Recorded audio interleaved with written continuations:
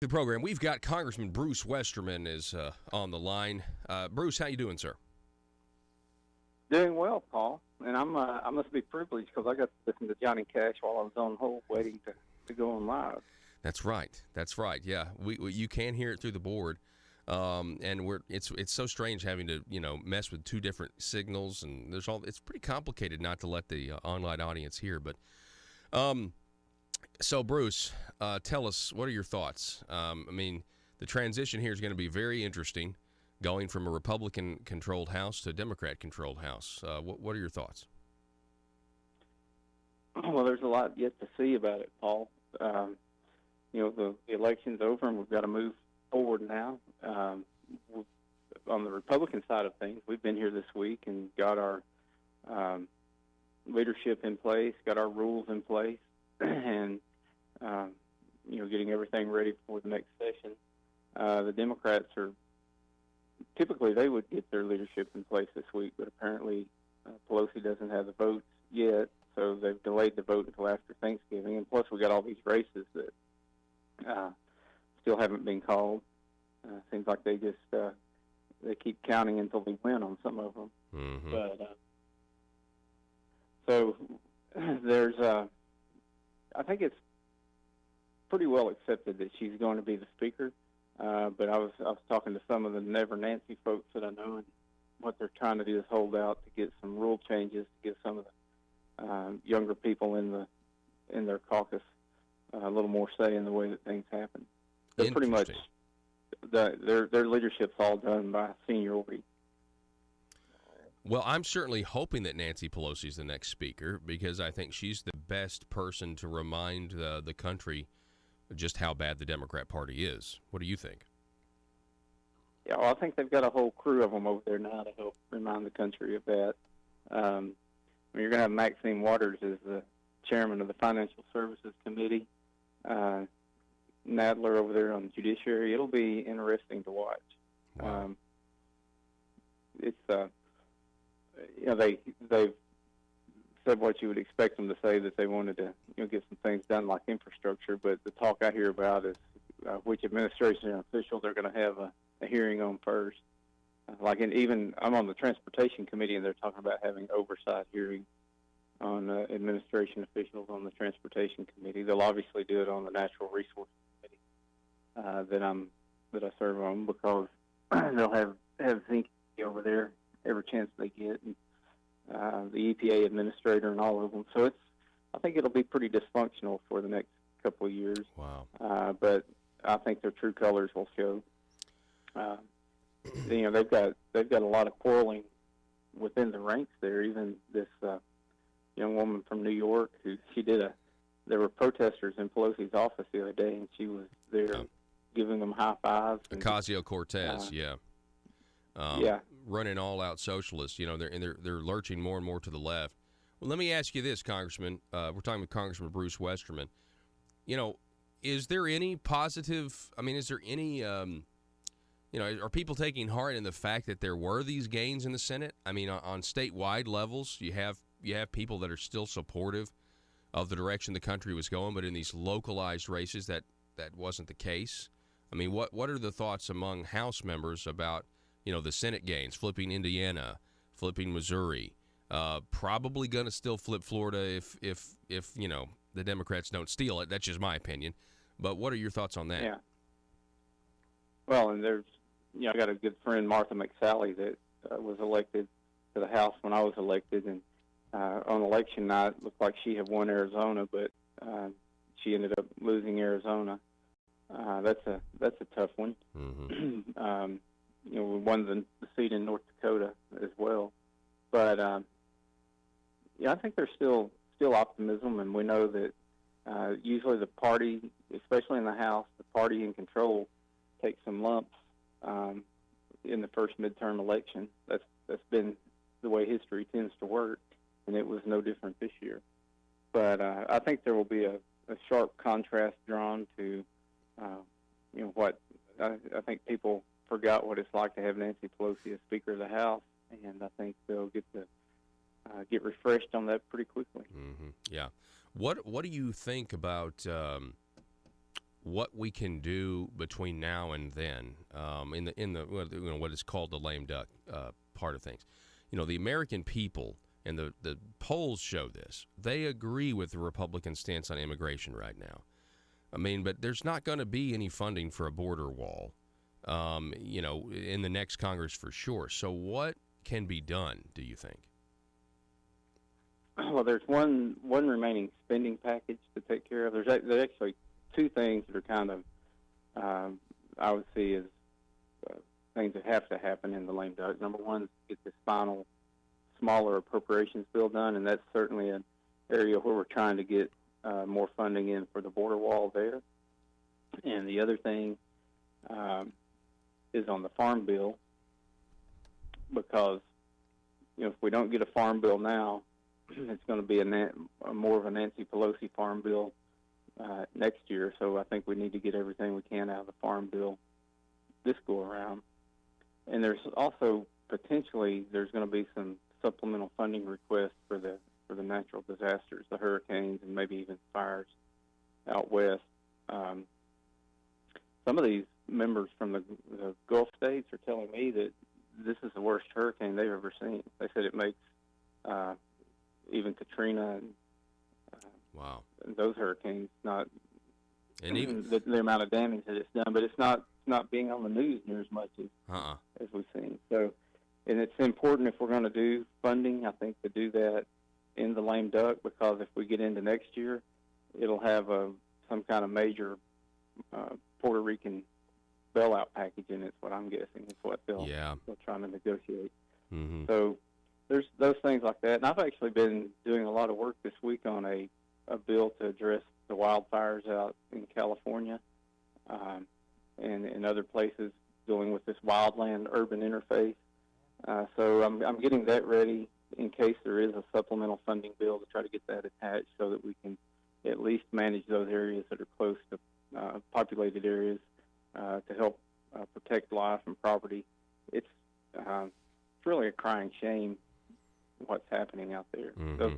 The fires in Southern California, that's more scrub brush, and it has more to do with just a fire-prone area that's going to, ever so often, it's going to burn, and they've built houses up in those areas.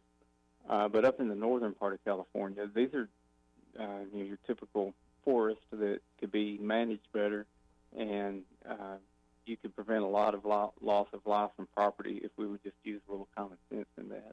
So I'll be going out there with Secretary Perdue shortly. Take a look at it on the ground. So, I mean, you say that there are things that it could have been done with some of these, taking care of these forests out there in California that have not been done, and it basically enables them to catch fire easier. Is that what you're saying?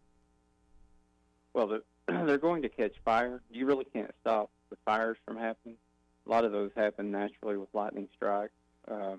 Campfires get out, so you're going to have fire. So what you can do is you can mitigate the intensity of that fire. And the way you do that is you remove fuel. So if there's not as much fuel, the fire doesn't burn as hot. It doesn't get up into the crown of the trees, and it gives you more time to put it out. Basically, what you want to do is create a buffer around urban areas to protect the property and give yourself a chance to put those fires out. But, out in California, they have problems even doing that. Yeah. Is it an environmental thing, Bruce? Oh, yeah. You, it's not that the Forest Service doesn't have a plan on how to do that. It gets tied up in court. Wow. Nearly every time they try to do it. And even in California, they've got called something like the California Forest Practices Act, and it's the forestry in California is state regulated. So if you're a private landowner in California, you've got to fill out basically a permit to do management on your own private property in California, which probably doesn't surprise many people that there's a process like that in place in California. Yeah, no, absolutely not. We're talking with Congressman Bruce Westerman, Congressman from District 4. All right, so as January, you guys are going to be in the minority in the House. And you mentioned this just a second ago, the investigations. I mean, it's going to be a constant witch hunt. I was saying earlier last hour, if 2016 was Star Wars A New Hope, the first movie, where they blew up the Death Star, nobody thought Trump would win. I think we're in the Empire Strikes Back now, where I think the deep state, and I think for the next 2 years, we're basically going to be in the Empire Strikes Back. What are your thoughts? Yeah, I think they're going to do this is all about the 2020 presidential election. They're going to do everything they can to smear the president and promote somebody within their party to win the White House back in 2020. And they'll be trying to win the Senate back as well.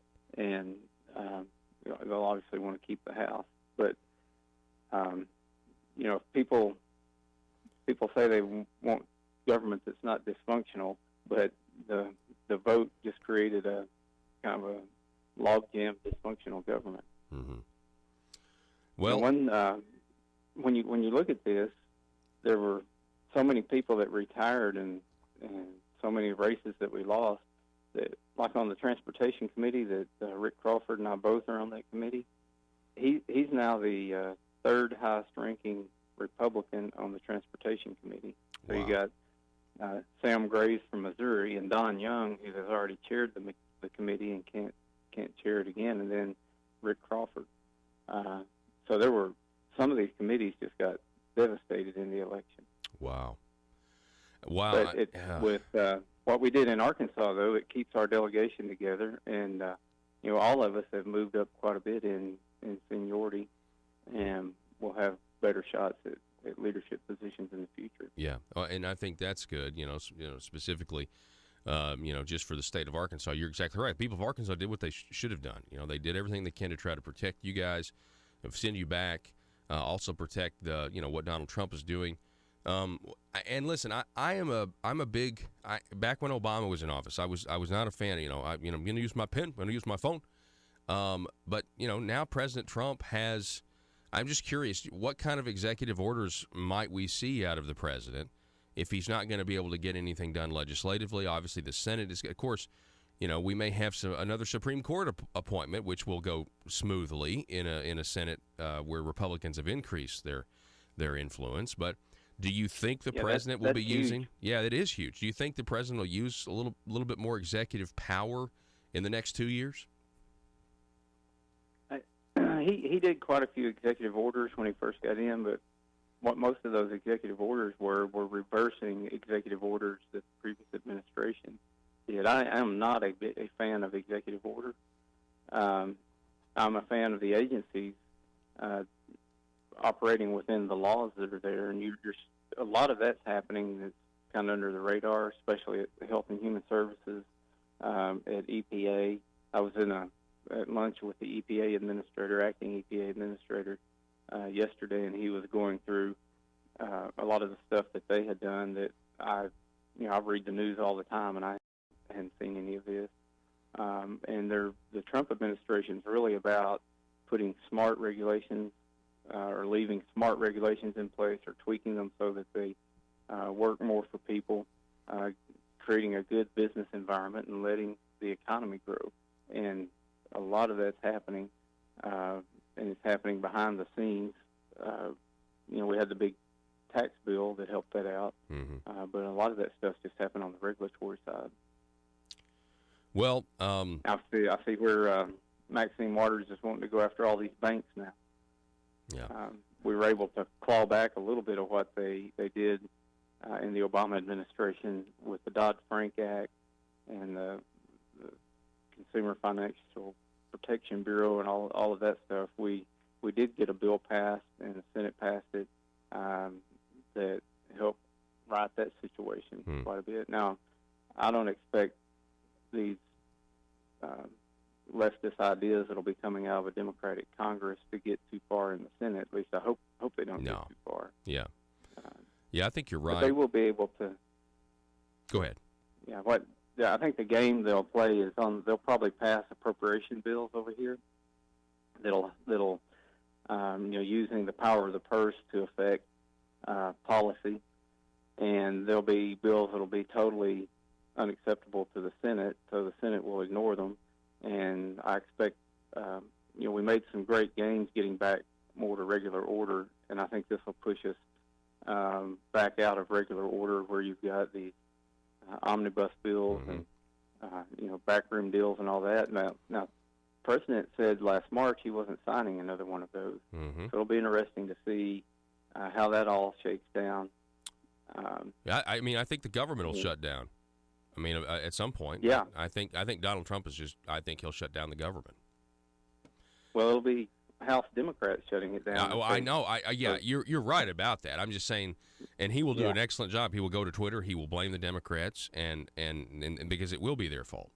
But I'm just saying they will be to blame. Yeah. Yeah.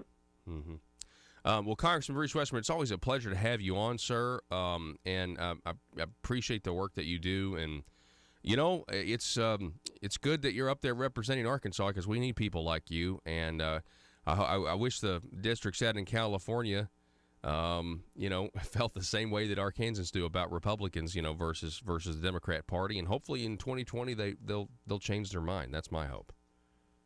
Yeah, I think it'll be a new day in 2020, and I served a term in the minority in the Arkansas legislature, so I know how that goes. But we'll just continue to work hard and do everything we can where we can do it, and we're going to make a difference. So, yeah. All right. Congressman Bruce Having Westerman. me on your show, and hope you have a good Thanksgiving. Yes, happy Thanksgiving, sir.